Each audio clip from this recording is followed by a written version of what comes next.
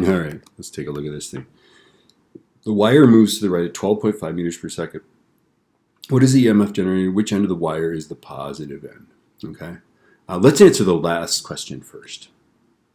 Which end of the wire is the positive end? So pretend that there's a positive charge on this wire. Okay. The positive charge is moving to the right. So put your index finger to the right. Okay. Middle finger is going to be out of the page. Yeah. So your middle finger is out of the page. That's your middle finger, right? And then let's see, index finger that way, middle finger out of the page. I believe my thumb is pointing down the page. So the positive charge is going to move to the bottom. The top is going to be negative, okay? So the bottom is the positive charge, okay?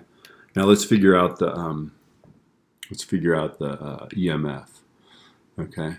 I thought I hit a right arrow. Come on, baby, there it is. Okay, so the EMF is going to be B times V times L.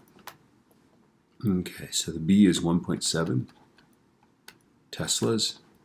The velocity is 12.5 meters per second, right? And then the length of the wire is 50 centimeters, 0.50 meters, right? So somehow a Tesla meter squared per second is going to be a volt.